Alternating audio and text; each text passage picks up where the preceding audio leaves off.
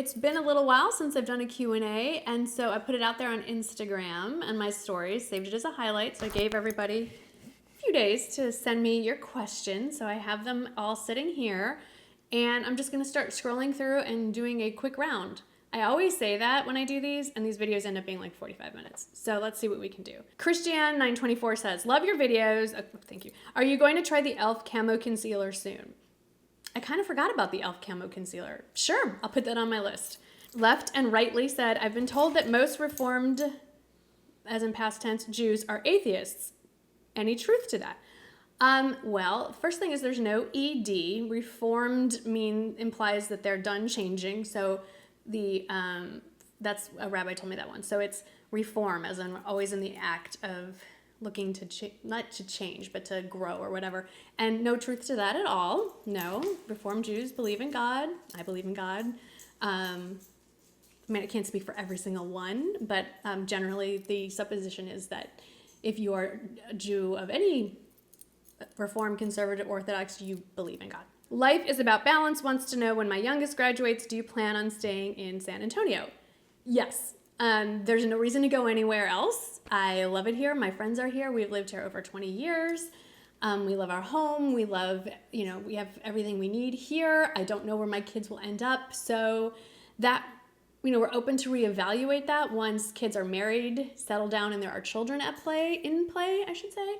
But until that time happens, I don't see any reason to go anywhere else. I'd rather just use this as a home base and travel around for a little while. Mary Mott says, what supplements do you take and why?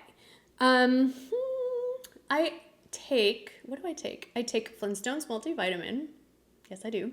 And usually during cold and flu season, which is most of the year around here, I take an elderberry gummy. That's it. Okay, lots of people wanting to know about whether or not we're staying in San Antonio. Did you know that San Antonio is one of the top 5 places in the country to retire? So the better question is, why are you not coming here? Cat6377 says, are you looking forward to being an empty nester or dreading it, or both? I'd say both. I think that's a fair response, is there's parts of it that I'm really looking forward to. Grocery shopping to only buy what I want to eat and what Michael and I like to eat, instead of always taking into account like picky kids' taste. No, I'm just kidding. No, I'm not actually. But yeah, it's going to be a change, and I'm not naive. I understand that there's going to be a grieving process as well. And with any change, good or bad, there's an adjustment period. But I think ultimately it's just whether I like it or not, it's happening. And so I should go in hoping that it's going to be a lot of fun. But I'm sure there will be some sad moments. How do you handle your son in college's living expenses? Set amount every month or other? Great question. We have decided to give him a taste of what it's like to have a paycheck, so to speak, where you have to budget for each, pay period. Like there's no just, oh, I've run out of money, can I have more situation? So he gets a set amount per month that is bifurcated into every 2 weeks he gets paid. So, he knows that's got to cover the expenses for the next, 15 days. And it's working really well. So I assume we'll do the same thing for the next one. ECH9454, best tips for preparing kids for college that are just heading into high school. Just let them enjoy high school. I mean, I really feel like no matter how much preparation you think you're putting into play, once you get there, you're going to figure it out anyway. So just let them enjoy where they are. I mean, if you're asking for like specific life skills and things like that, like, maybe their senior year, if they haven't been told how to do laundry yet, that would be, and how to like write a check. Seriously, you still sometimes need to write a check, like to get cash back sometime. Those kind of life skills, like by the time they're a senior in high school, it would be a good idea that they knew these things. But those like stuff like that, just let them enjoy where they are. As far as like choosing classes and things like that, it really depends on what they want to study. But a very broad piece of advice that was given to me as a young military wife is bloom where you're planted, which is basically enjoy the stage that you're in. The next stage will come anyway. Enjoy the stage we're in, enjoy where you're living, be in the present, know that the future is coming. Don't be like this. But so even with high school, just make the most of your experiences there. Enjoy as much as you can, have fun with it. Join as many clubs as you can, try as many sports or other activities. Just enjoy the 4 years. They go by really fast. Jamie Arias asks, how do you stay so positive when life gets so tough sometimes? Well, I don't have a camera on me 24/7, so, you only see me generally being happy and positive. Although I'd like, as much as I bitch and moan to my near and dear, and sometimes you guys, I actually am a positive person. That bitching and moaning, it's sort of like I call it verbal diarrhea. I get it out of my system and I let it go. I feel like I'm just kind of, what's the point of being negative? What's the point? I mean, you can be negative for a hot minute and have be irritated and annoyed, but then you got to move on because the dwelling part, I guess, I get irritated. I have a temper. Michael's in the next room and I can hear him laughing. But I get it out of my system and you move on. Because what's the point of being negative or pessimistic? So you have to, you can't get through life like that. I mean, it's a miserable way to live. So you just choose to not be. I know that sounds very flippant and it makes it sound like it's a very easy thing to do. It's obviously not that easy for some people, but if you consciously make that decision over and over again, it will stick eventually. That mindset will happen, but you've got to make that mindset stick. And to do that, you really, sometimes maybe writing down every day, finding positive things helps people start realizing there's more positive than negative. Whatever you need to do, but make that concerted effort, and before you know it, it's not an effort anymore. CTH Friesen asks, favorite new recipes. So many of you know I'm gluten-free, Shane is gluten-free, and I found a new recipe for gluten-free naan, like pita bread, that actually tastes like pita bread, which if you're gluten-free, you know that no matter how good a piece of bread is that's gluten-free, it's not as good as the real thing. This is as good as the real thing. I almost cried when I ate it, so I will put that in the description box below. Phil855, will you be doing more dressing room try-ons? I am hopefully doing one every single month. I'm really having fun with that. I'd like to figure out a better way to film them. It's a very awkward way to do it. A lot of times there's background music that's really loud, and then YouTube copyright laws kick in, or the salesperson is right outside the door and she's like, who are you talking to? I mean, she doesn't say that, but they're thinking that. But yes, I would like to do one every single month. Lisa Lily 22, are you good with houseplants? I'm looking at my orchid that's dying. That would be a hard no. I'm not. Lisa Lily 22 also asks, would I ever consider working outside the home again? No, not unless circumstances changed. But it was never really in our plan for me to work after having kids. This is sort of a happy surprise, I guess, that the YouTube thing turned into a career, but no, this is plenty for me. Christine, a lot of, I can't really read it, 5644. Do you and Michael ever give each other the silent treatment whenever you're upset? I'm more of a yeller. I'm a yeller, so no. KJ Saunders asks, do you miss your hometown? Sometimes bits of it, I miss lilacs. They don't grow where I live. I miss fall, serious fall colors on the trees. Sometimes I miss the lake, that big, huge lake that looks like an ocean. I miss that and the beaches there and the big, tall trees. I miss Lou Malnati's pizza, but I couldn't eat it anyway now. Although they do have a gluten-free version. It's quite good. But no, I mean, I've lived here over 20 years. I was 24 when I moved to San Antonio, and you have to remember, for those years prior to that, I was away at school, not living there either. So for my entire adult life, I didn't live in my hometown, pretty much, except for grad school for 2 years. So no, I don't really miss it. HR3 has a lot of questions. Would I ever consider acting? I love your personality. You're so sweet. No. I'm a terrible actor. I've tried, I can't memorize lines.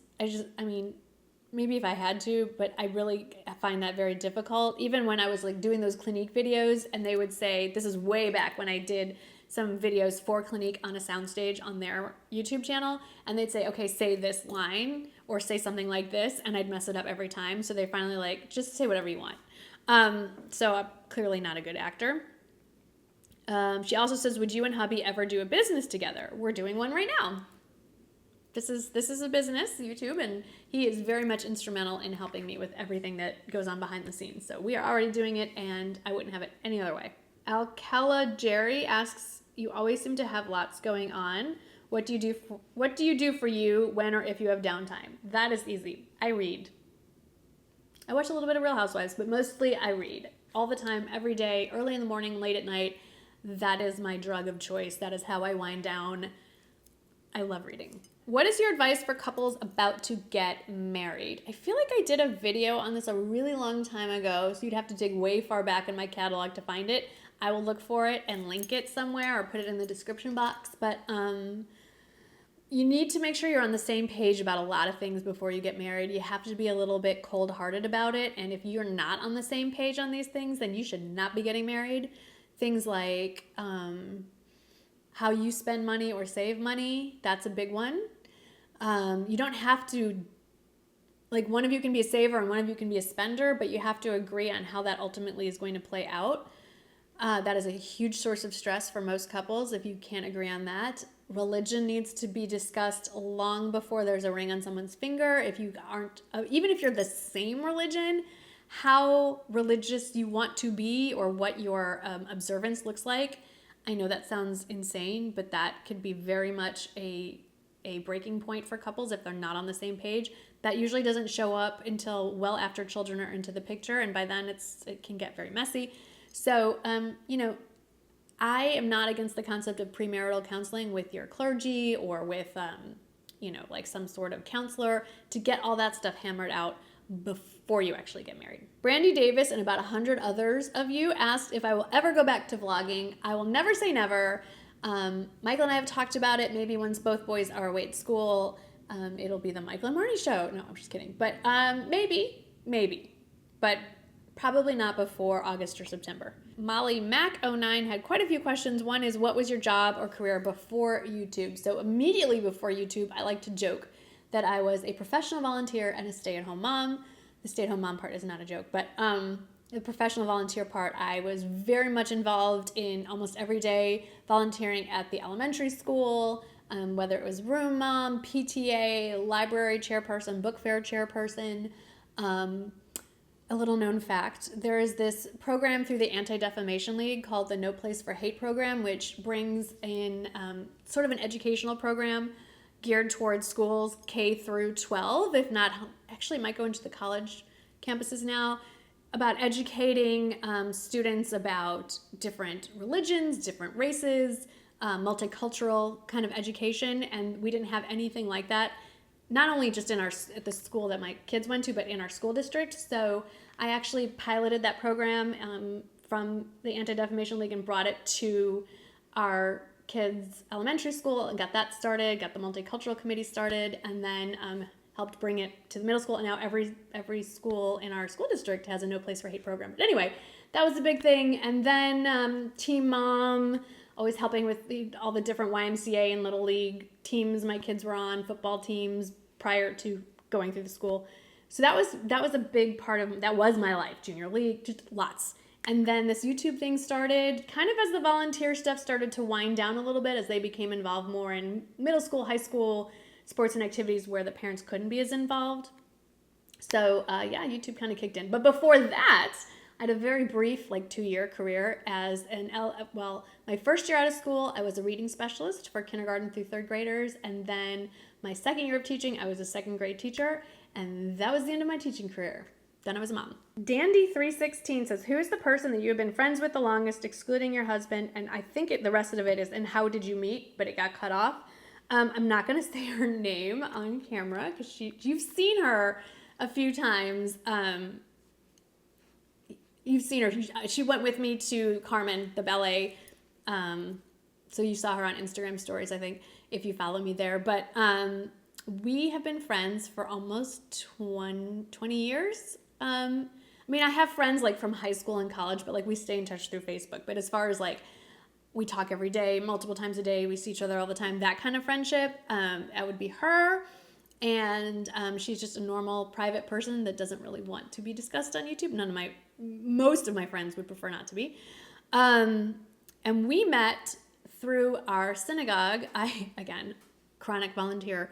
through our temple sisterhood, I was called Cradle Roll Chair, which was like a mommy and me group, and I organized a play date at a local playground, and that's where we met when the kids were not quite a year old, I believe. She has boy-girl twins that are a week younger than Jake. So we just hit it off like that, and we've been best friends ever since. A lot of you have a lot of questions about my extended family. I've said it in, I think, other venues, but let me say it. I have extended family, I have siblings, I have a sibling, I have parents, and so forth. They very much do not want to be a part of YouTube, and I have to respect that, and y'all need to respect that too, so that is why you do not hear about them. Jana Jank asked, how do you take your coffee and how many cups a day? So surprisingly, usually only 1 cup, and I have switched from the caramel macchiato K-cups from Target to the H-E-B brand donut shop, just because it's convenient, so I don't have to make a separate trip to Target to get my coffee fix. And I take it with 2 teaspoons of sugar-free, let me back it up. 2 teaspoons of, Coffee Mate, sugar-free, French vanilla, and 2 packets of stevia.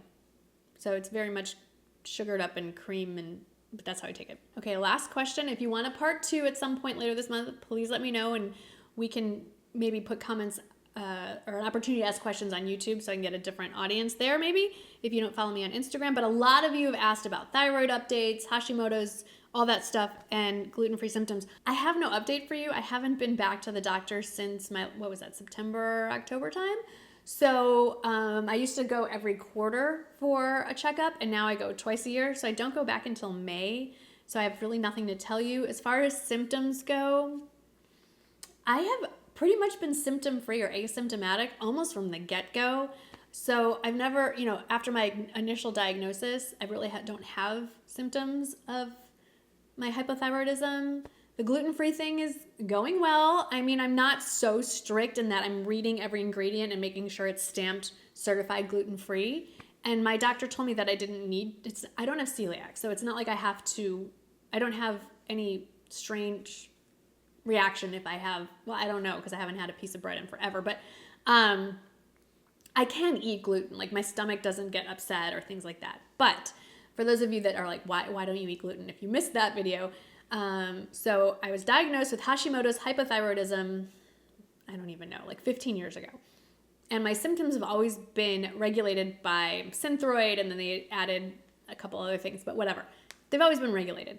But there's a pattern in my blood work that over the last few years, my thyroid antibodies have been going up and up and up and up, like uncontrollably, even though my blood work looks good, my ranges are all good. So in June of last year, my doctor's like, look, let's just try going gluten-free. The studies are not conclusive yet that it is that there's anything to it, but there's enough anecdotal evidence out there to suggest that there is some benefit, or could be a lot of benefit, to going gluten-free. Try it for 3 months. If you feel like having a sandwich once in a while, that's fine. Don't beat yourself up, but, cut back significantly. Well, I went cold turkey. Like I said, I'll have a malt. I had a malt. I guess there's gluten in that. I've had regular soy sauce. There's gluten in that. But as far as like chowing down on pasta, having pizza, normal large intakes of gluten, no. There might be some hidden in some spices and things like that. Anyway, fast forward to September, redid my blood work, found out that my thyroid antibody level had dropped in half since just doing it for 3 months. Like lowest it's been in 3 or 4 years. So obviously it's working. Nothing else has changed. I haven't had another blood test since then to let you know what the continued effects are, but I don't feel any different. I don't have less energy or more energy. I'm not more or less bloated. I did gain a little bit of weight towards the beginning because I overcompensated for not being able to eat bread by eating like a lot of potatoes and ice cream. But I kind of gotten that out of my system. So, I mean, I feel the same. My skin, there were no changes. I thought, okay, I'll stop breaking out. No, not until I started doing different a little while ago. So I feel fine, but I felt fine before, so I don't know. And on that note, that is all I have time for. This is getting to be a little bit long. So like I said, there were a few questions I couldn't get to here, but you might have some more. So if you would like to leave your questions in the comments below for a future Q&A, If that's something that's interesting to you, I could do a follow-up maybe this month or next month. Just let me know. I guess I could gauge by the number of questions that will pop up below. As always, I really appreciate that you are at all interested in anything about me, so I am very flattered. And I thank you so much for sitting back and listening to me babble on for a good 20 minutes or so. As always, thank you again for taking the time to sit with me and watch my videos and hang out. And I look forward to more hanging out with you. So make sure you are subscribed, and I will see you in the next video. Bye-bye.